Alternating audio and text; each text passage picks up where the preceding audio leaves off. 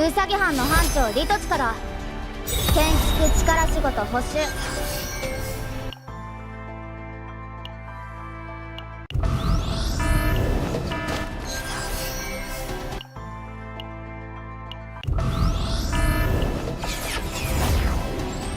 ーしみんな、ミヤのスペシャルコンサート始めるぞ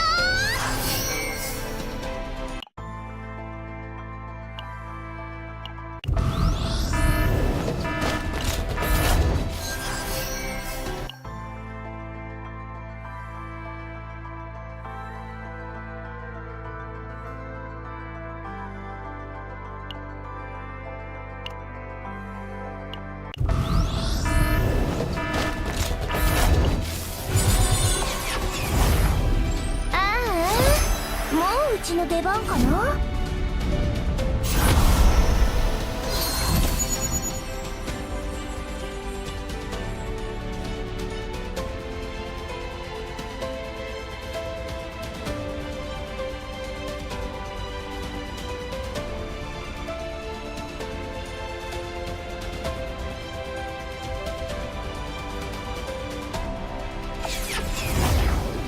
技術だけが私たちを守り、私たちを成長させてくれるのです。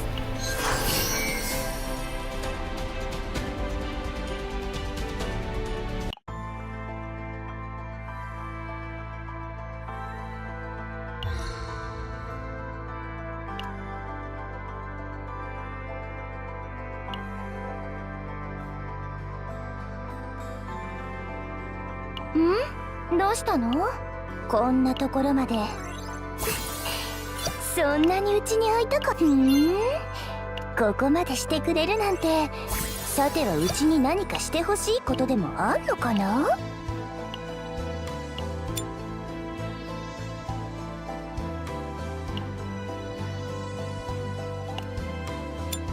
バックアップします。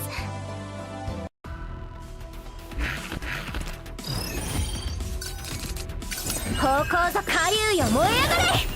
新潮溢れ出せ。準備は準備完了でございます。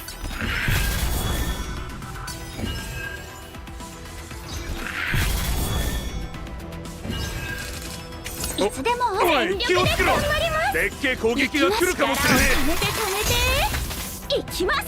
方向昇竜脚準備できました。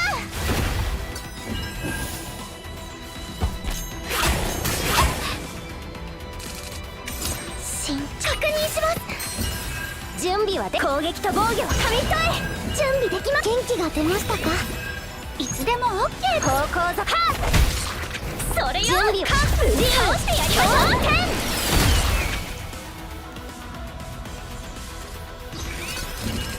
う。行きましょう。守ってあげますね。いつでも高速違反ですよ。神の祝福を。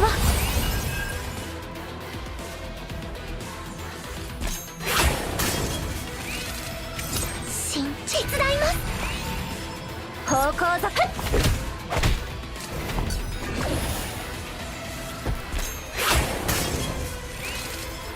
準備できます。元気が出ましたか？行きましょう。高速違反ですよ。チャージ完了。これからお仕置きですよ。いつでも守ってあげますね。慎重。広がれ。準備できます。力になってみせます。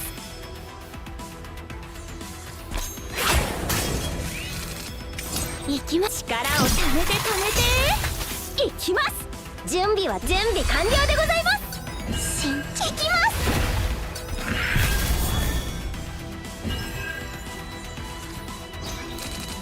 方向ぞ準備は竜強天。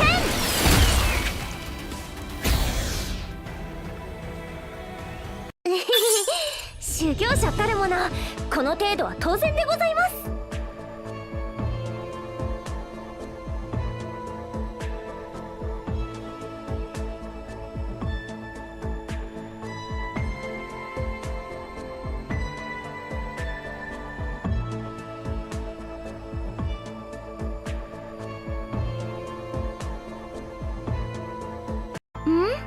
どうしたの？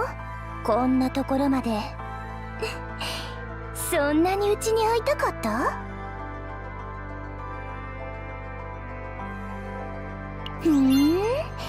ここまでしてくれるなんて、さてはうちに何かしてほしいことでもあんのかな？バックアップします。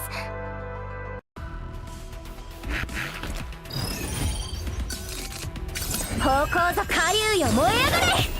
準備できます。溢れ出せ。元気が出ましたか？準備はでか。方向ぞ混合増え。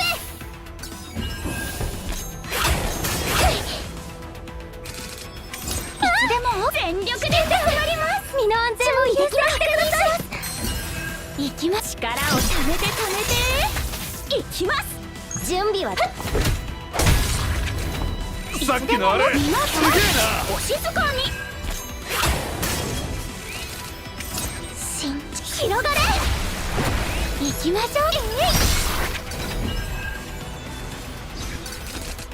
う。いつでも守ってあげますね。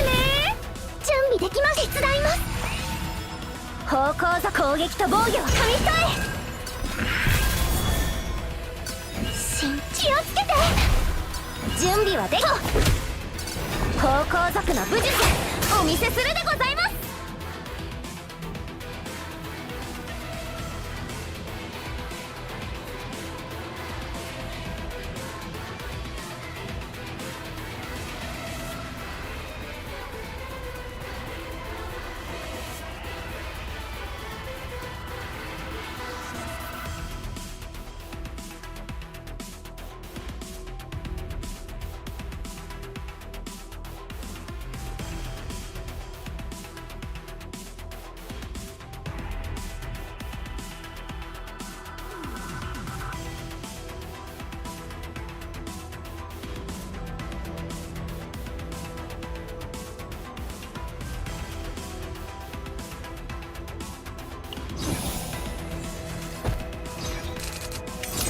最終奥義遠流降臨。準備は準備完了でございます。行きましょう。よいしょっと。方向族昇竜脚。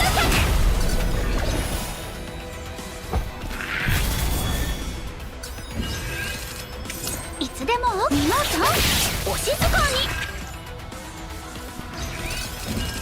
に。行きます。力をためて行きます。準備でき。元気が出ましたか？準備はでか。広がれ。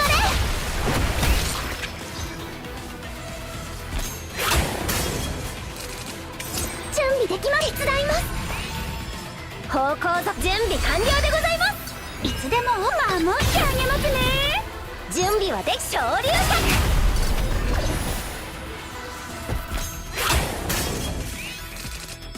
方向ぞ攻撃と防御は紙一重。準備はでく。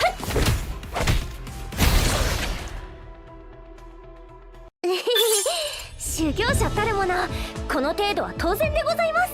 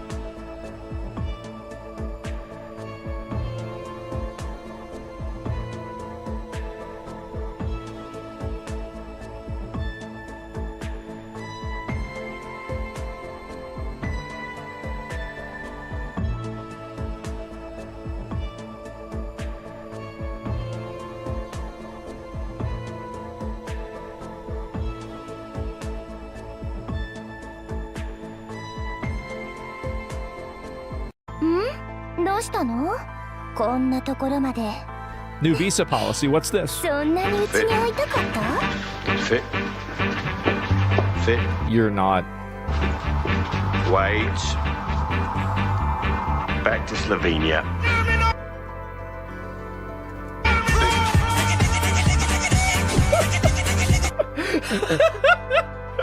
Oh man. By the way, this is the actual policy advisor. Is you win or is you win? Okay, well, it sounds like a good idea. Well, Okay. is you going to be in on that? Well, it sounds like an interesting. We've got like P. Diddy is going to be in it. Good. Wait, did he just say P. Diddy? What the fuck?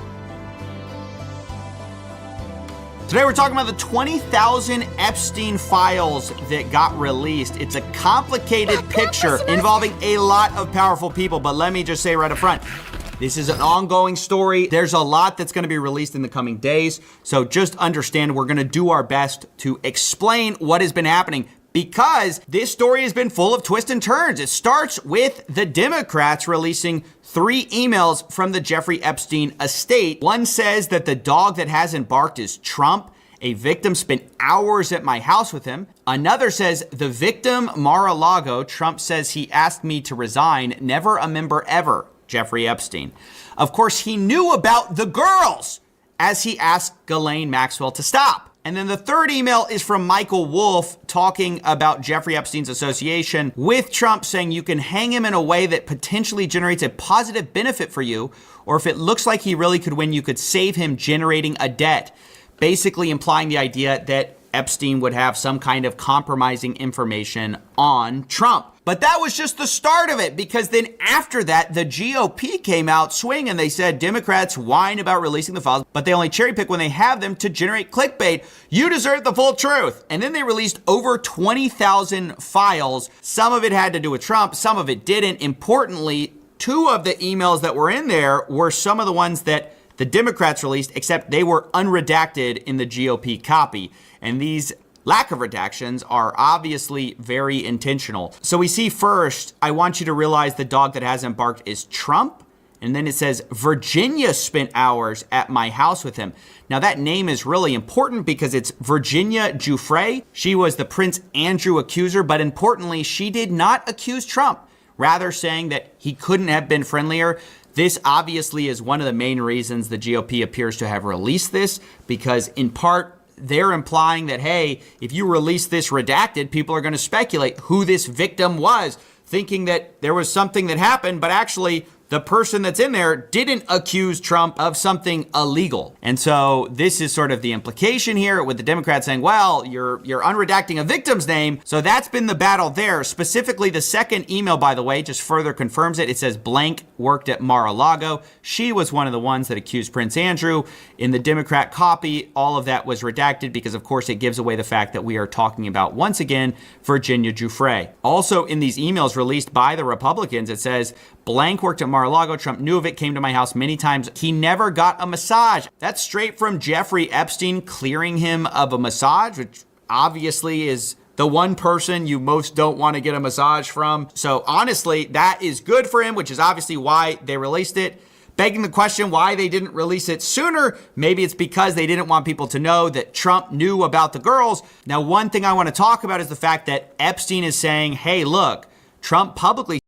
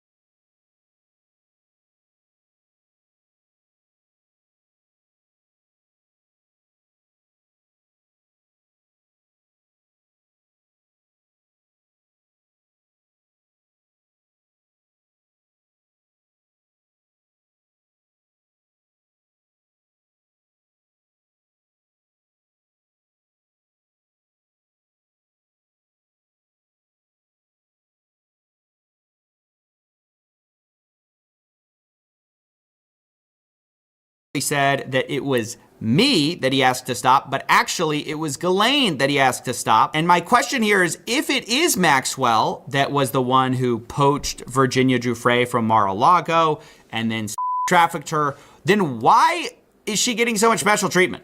I mean, that is the part where the Republicans don't look good at all. I mean, what is going on with Ghislaine Maxwell, a convicted sex offender, trying to get a pardon, getting Todd Blanche to give her a softball interview, and then she immediately gets preferential treatment. Look, we've been over the fact that she's at basically a special prison in Bryan, Texas, where normally someone of her status wouldn't be allowed to go to because it's too nice, it's too low security. But in addition to that, new reports are saying that top officials at Camp Bryan are sick of being Maxwell's bitch. Federal law enforcement staff working at the camp have been waiting on Maxwell hand and foot, including, by the way, reportedly she's been given a puppy as part of the preferential treatment she's been receiving. Overwhelmingly, Maxwell has been getting a super nice ride in all of this. This, of course, makes us all wonder, once again, what do they have on Trump? I mean, why treat her like this if she doesn't have something compromising in all of that? It just kind of begs some questions you probably don't want to ask. Also very suspicious is the fact that immediately after this report came out, Trump personally called Rep. Lauren Boebert, urging her to withdraw support for releasing the Epstein files. Bondi, Blanche, and Patel were going to meet today about the Epstein files. This, of course, is furthering the idea the White House has no interest in this story. I think Trump tweeted multiple times today about the Epstein hoax. Again, we've heard that a million times. And the question is, why are you acting so suspicious if you have nothing to hide, right? If you didn't get the massage, which Epstein says, what are you hiding? Why are you so worried about all this stuff coming out? By the way, Press Secretary Caroline Leavitt was actually asked about the White House pressuring people to get them not to sign for the release of the Epstein files, and her response was pretty insane. Why are White House officials then meeting with Representative Boebert in an effort to try and get her to not sign this petition calling for the release of the files? Doesn't it show transparency that members of the Trump administration are willing to brief members of Congress whenever they please? Doesn't that show our level of transparency? Doesn't that show the level of transparency when we are willing to sit down with members of Congress and address their concerns? It shows transparency to try to go and block files being released on the world's most prolific. But the fact we know about it, that's the transparent part. It's just insane. I mean, that's the kind of spin we've expected with this story all along. That's been part of what's been so frustrating about all of this. So look, I want to get back to this story because there's so many people involved here. We're just going to go through one by one. I mean, look, it's a lot more than just Trump. Like, one person that got kind of a weird stray in all of this was the fact that Epstein talked about Hillary doing naughties with Vince. Vince being Vince Foster, a White House counsel. There was a rumor about Clinton and Vince having some kind of affair, and then later Vince was found dead of suicide. And this is where we see Jeffrey Epstein and Michael Wolff's kind of symbiotic relationship. Michael Wolff is a journalist who has been prolific in all of this. Well, I struggle to call him a journalist, actually, because as we'll find, he was more like a PR guy for Epstein. But he was actually asking Epstein and using Epstein for a lot of access to information, because Michael Wolff actually told Jeffrey Epstein, hey, basically, I'm interviewing him this afternoon. Anything you think I should ask? And he's talking about Trump. Epstein replies, do you want to be provocative? Michael Wolff says, job is to get the hard ones in without being ejected from the room. What's the one that pierces through? Jeffrey Epstein basically says, hey, you can do this softball. That's a Hillary problem. He would smile, and then you can ask about his relationship with the Electricians Union and Mar-a-Lago, and out you go. Obviously hinting to the idea that he's going to get kicked out if he asks about more sensitive subjects. Michael Wolff asks about, hey, what's up with Foster? And then he describes what that's all about. And this brings us to Michael Wolff, who I want to spend a little bit of time here on. Although some of you may not know as much about him, you may be less interested in him. I think he's one of sort of the worst looking people in all of this. Actually, after reading these emails, he may be the most disgusting person that comes out of that. And that's saying a lot given what's in here. But I want to just show you this because actually the Democrats initially released was this idea was that Michael Wolff and Epstein were basically planning how to respond to Epstein being brought up in the context of Trump. Michael Wolff says, I hear CNN is planning to ask Trump about his relationship with you, either on air or in Scrum afterwards. Epstein says, if we were able to craft an answer for him, what do you think it should be? That being interesting because it's like, wait, were they in touch with Trump at this time? Because Trump denied being in contact with Epstein basically since early 2000s. But anyway, if he says he hasn't been on the plane or to the house, then that gives you valuable PR or political currency. You can hang him in a way that generates a positive benefit for you. Or if it really looks like he could win, you could save him generating a debt. Of course, it is possible that when asked, he'll say Jeffrey's a good guy that's gotten a raw deal and is victim of political correctness, which is to be outlawed in the Trump regime. Now, if it doesn't sound like PR, it might be sounding like blackmail to you. It's like kind of a little bit of both. Michael Wolff is basically conspiring to generate a debt for Jeffrey Epstein from Trump, who is about to become the most powerful person on the planet. So that's really bizarre because Michael Wolff has positioned himself as sort of this truth teller about Jeffrey Epstein and he's got all these tapes that he's going to release showing how close Trump and Epstein were. But it's like behind the scenes, he was actually kind of running PR for Epstein, which is sort of the worst thing you could have ever done. This is in 2016. Michael Wolff is talking to Epstein about a Patterson book, which later becomes the James Patterson Filthy Rich book. He says basically that would present some time issues if it was released too early. You would not be able to do a competing book or documentary before then. That's not to say it shouldn't be pursued. In a sense, better to know what Patterson's position is and a year from now be able to counter it. In 2016, he's playing like PR, I'm going to fix your reputation, Jeffrey Epstein. He then says, that being said, if you need an immediate counter to the book, I believe Trump offers an ideal opportunity. It's a chance to make the story about something other than you while at the same time letting you frame your own story. Also, becoming an anti-Trump voice gives you a certain political cover, which you decidedly don't have now. And so again, we get the idea of him kind of scheming to get Epstein cover, which is so bad because now Michael Wolff is like, oh, we're the guy exposing Trump's connections to Epstein. It's like, buddy, what are your connections to Epstein? Then we have later them discussing a lawsuit against Epstein and Donald Trump with a woman claiming that she was raped. Michael Wolff responds, well, I guess if there's anyone who can wave this away, it's Donald. Let me know if there's anything I can do. Again, why are you trying to do something for a man accused of these things? It really seems like Michael Wolff was kind of running cover here. Now, I also want to talk about the Prince Andrew Trump scandal that appears to have been brewing here, or at least is implied in the emails. You may see some people say that Epstein met Trump and Prince Andrew back in 2019, which of course would be well after Trump said they had no contact, which would be bad news for Trump. In fact, there's a few things in here which suggest that Epstein had contact with Trump. Of course, we don't know for sure. I'll just present you the evidence we do have. So this is back in 2019, June 3rd. They're talking about London real estate, about how financials are going to leave. Then Epstein says, once they are gone, the monarchy is dependable, saying Prince Andrew and Trump today, too funny. And this is actually the same day that Trump and Andrew are spotted in London, of course, meeting together. Jeffrey Epstein says, recall Prince Andrew's accuser came out of Mar-a-Lago, Virginia Giuffre.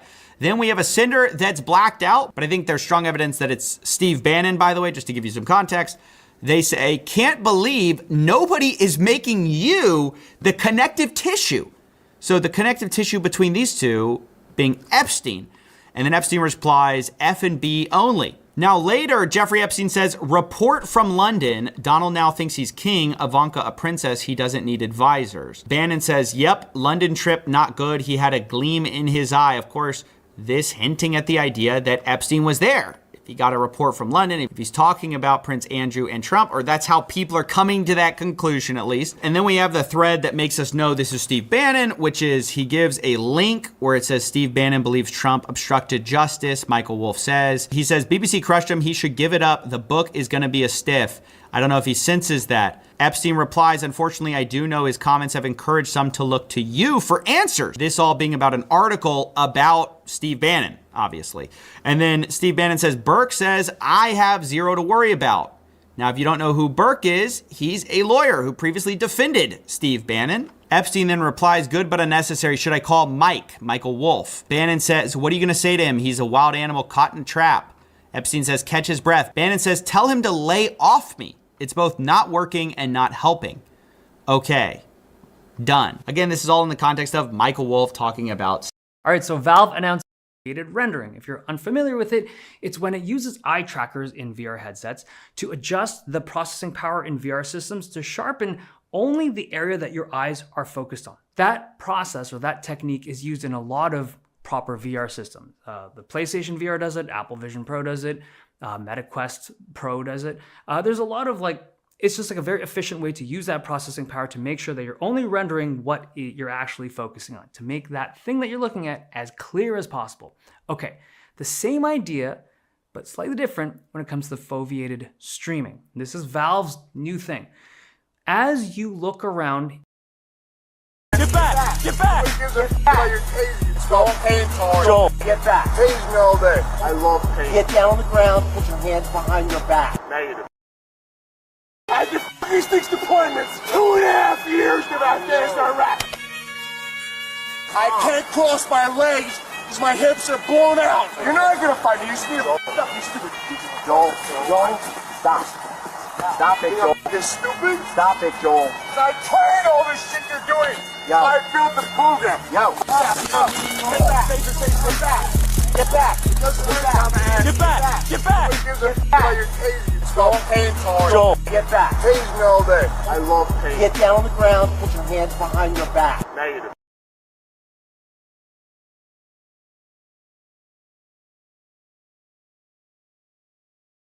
I had these things deployments. 2.5 years in Afghanistan, Iraq.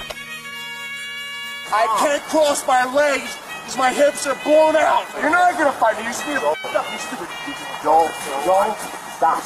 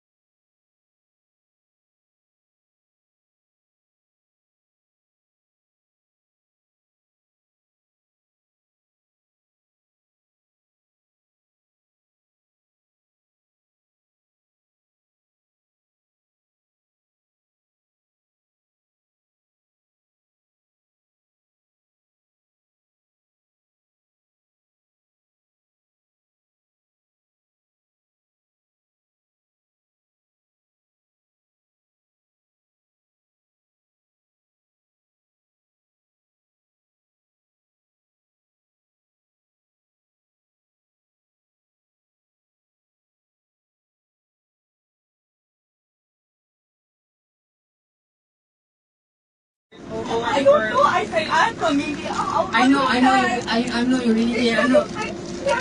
Even my stuff, they're gonna eat me. Then how would I do this? No, I just want. I can show you guys. Bakit these people to see if you can find anything that makes you cold? Meron na, just wrong words. I eat so much. I don't know. I say I'm comedian. I know you're really there. I know. Even my stuff, they're gonna eat me. Then how would I do this? No, I just want. I can show you.